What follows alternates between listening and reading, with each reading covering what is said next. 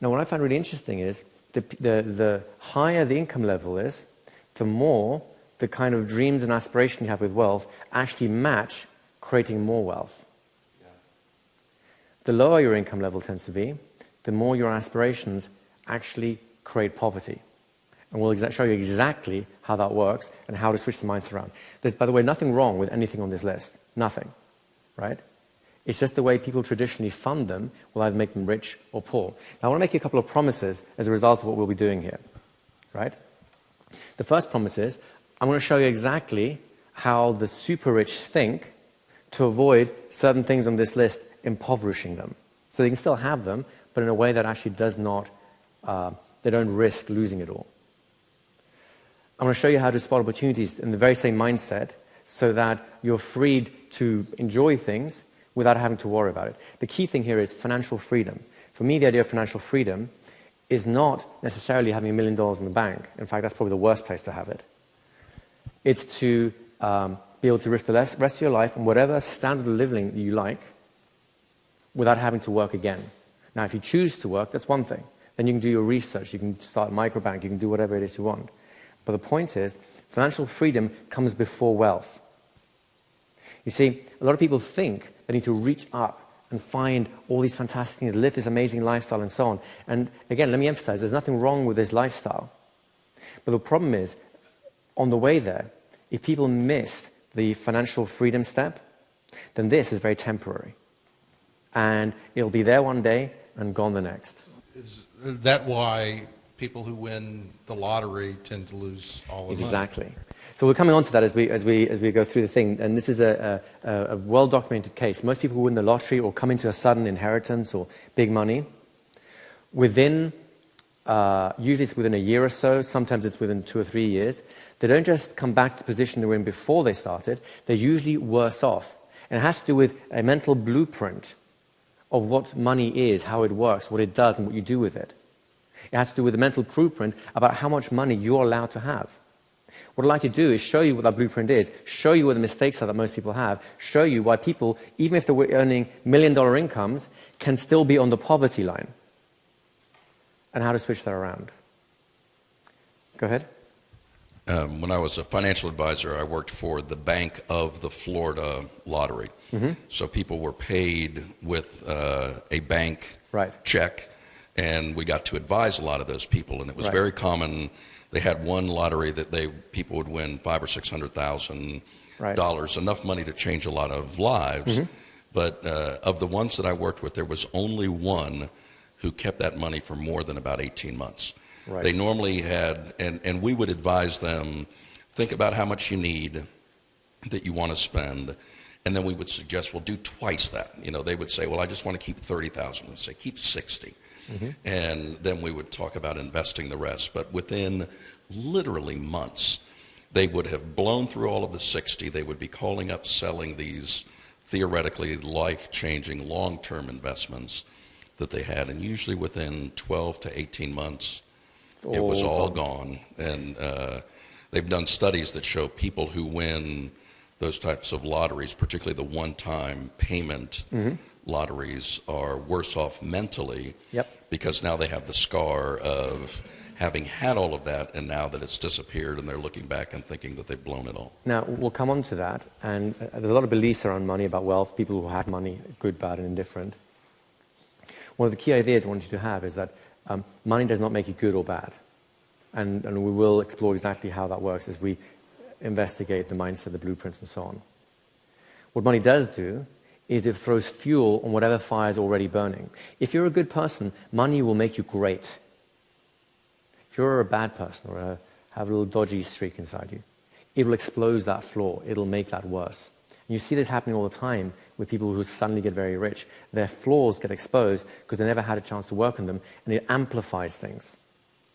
So to the extent that you're willing to just work on yourself as an individual, then actually becoming wealthy is something I would consider to be a duty, because your ability to do good things in the world to your friends, your families, the people you love, and even your community or the larger community of the world, that starts to skyrocket.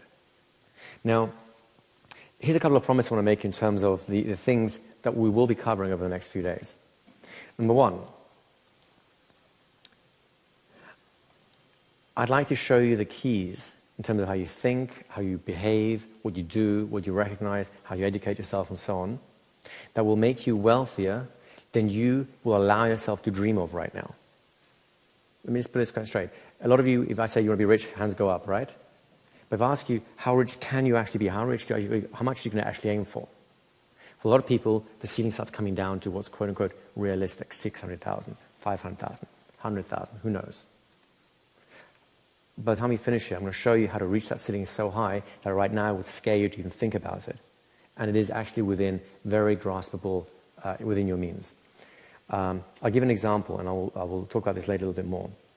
I'm going to show you how a little old lady from, I don't know, somewhere in the Midwest in America, I think it was, who had no formal education, never had a, should we say, a white-collar job. She was always wearing very basic jobs like fish filleting and so on. She ended up with a personal fortune of $4.5 million. And I'm going to show you exactly how she did that. Would you like to know? So in the course of this program, we'll show you exactly how she did that, and it's replicable. Anyone can do it if they apply themselves in a certain way. Does that make sense? I'd like to expose to you the key mental mistakes that keeps the poor poor and the middle class struggling. I'd like to show you how income has absolutely no bearing on wealth. You can have someone like the little old lady who was basically working an hourly wage, a basic income. I doubt she ever made more than $10 an hour. And she ended up with $4.5 million. And how someone else, a doctor or a lawyer, might make $1 million a year, but end up with nothing. It's a mindset. The mindset dictates certain habits. Those habits create wealth or destroy it. I'd like to show you the exact habits that destroy wealth so you can stop them if you find yourself in that route. I'd like to show you the exact habits that actually create wealth so you can encourage them and do more of them. Does that make sense? I have a big grab bag here, so I'm just going to do some of the highlights here for you, mate, because otherwise we'll be here for like 2 days just telling you what we'll be doing the next 2 days, right? One of the keys here is the super rich look at the world with a different set of eyes. Let me give you an example, and we'll unfold this more as we go through.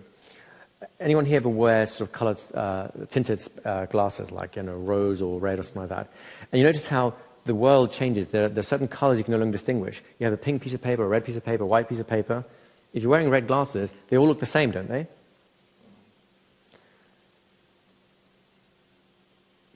The things that people do when they are keeping themselves poor or struggling in the middle class is that their minds have a certain filter, much like those glasses. And all the opportunities that will make them wealthy. Right now, believe it or not, every single person in this room has more than ample opportunities existing in your life. You know about them already to make you over $1 million. They exist right this minute. And the only reason you're thinking inside your mind right now, no way. I know some of you are like, he doesn't know my life. There's no way I have it. If I had those opportunities, I'd take them right now. But the only reason you're not taking those opportunities is because you cannot see them. There's a filter in place. It will delete certain information because you don't even know to look for it. You're not sensitized to it. So I'm going to show you how to see the world through wealthy eyes, where you will see just an abundance, an overabundance of possibilities for making so much money you'll wake up every morning grinning from ear to ear, thanking God for just one more day. Let me see some other little things we have here ready for you.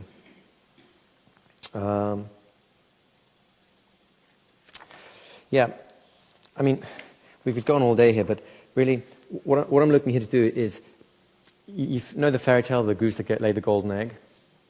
Now, one thing which we'll come on to very, very, very soon is most people come across at least a dozen of these geese in their lifetime. But you know what they do when they find these geese? They kill them, they have dinner, they go, that was nice. When am I ever going to make my fortune? Everyone in this room have lived long enough that you've had at least 4, 5, 6 big opportunities like this. Some of you have taken them, and it's been great. Some of you have taken it for a while, and just like in the fairy tale, after a while you thought, I want more. Let's see where this goose is getting it from. And then you open it up, and then, of course, the goose was dead. And some of you have never even seen the goose. You ate it, it was tasty. You didn't even think about it. It tastes a bit like chicken. I'd like to show you how to recognize those geese and how to actually care for them so that they end up caring for you.